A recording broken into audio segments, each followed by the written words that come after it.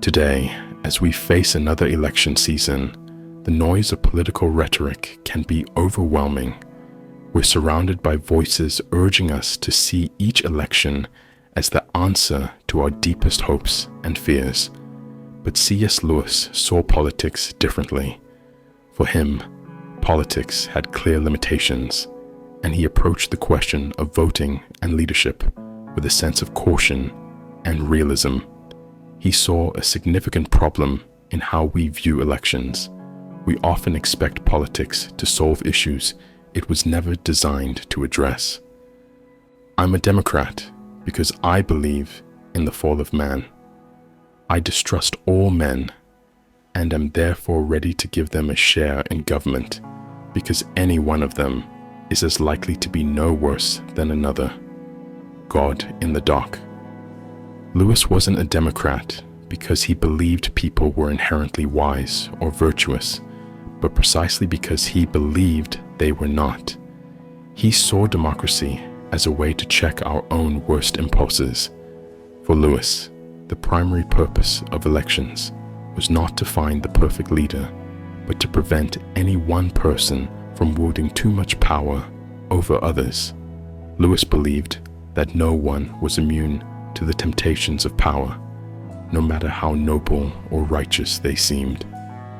With this understanding, Lewis also saw the danger in putting too much faith in any one candidate or party.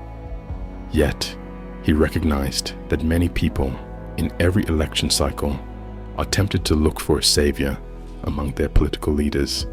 This temptation is rooted in a desire for certainty, a need to believe that someone in power can fix the issues we face. But Lewis warns us to be wary of this mindset.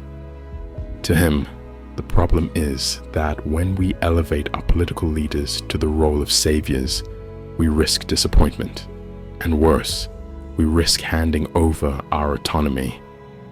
Most of us are not really approaching the subject in order to find out what Christianity says. We are approaching it in the hope of finding support from Christianity for the views of our own party. Mere Christianity. When it comes to voting, Lewis challenged us to examine our motives carefully. Are we looking to God, or even to our values, only to affirm what we already believe politically? Or are we genuinely seeking wisdom, willing to change our perspective if necessary? This is a crucial question because Lewis warns that if we let our politics determine our values, we risk losing sight of the truth. Rather than letting our faith guide our choices, we may be using it to justify our own preferences. Ultimately, Lewis didn't believe that any government or system could fully align with Christian values because human systems are limited by human flaws. Democracy, to him, was the least worst option, a structure that prevents power from corrupting individuals too deeply. But he did not believe in an ideal political solution on earth. Instead, he saw something far greater at stake. Next to the Blessed Sacrament itself, your neighbor is the holiest object presented to your senses, the weight of glory. In this powerful statement, Lewis shifts our focus from the grand scale of politics to the deeply personal level. He argues that every person we encounter carries a unique, sacred worth. No matter what party they belong to or whom they vote for, each individual is worthy of our respect and ultimately our love. And that's where Lewis points us to the solution. Our hope for a better world begins not with politicians, but with us.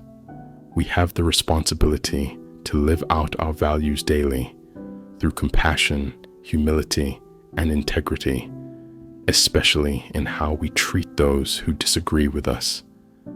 So, what can we take away from Lewis's perspective as we approach voting?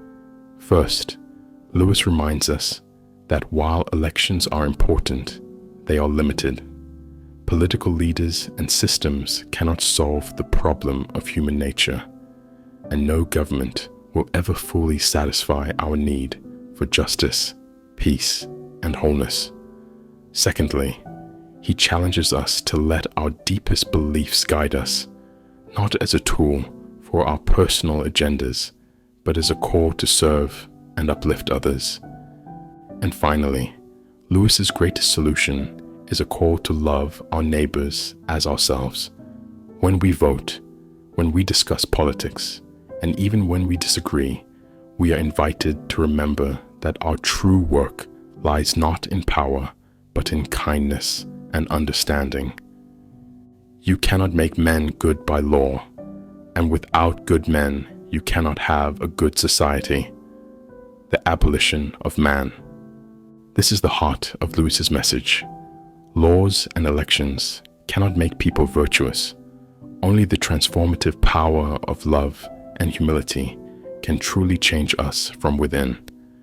As voters, our duty is not only to select leaders carefully, but to embody the values we hope to see in our world.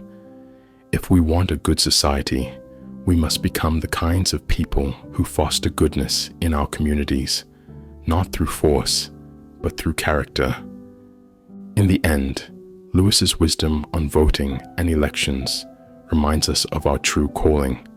Politics may influence society, but it cannot redeem it. That is the work of each one of us as we seek to live out what is good, true, and beautiful, regardless of who is in power. So this election season, let's remember Lewis's challenge, to place our hope not in earthly leaders, but in our own daily acts of love and integrity, and to see our neighbor as the very heart of our responsibility.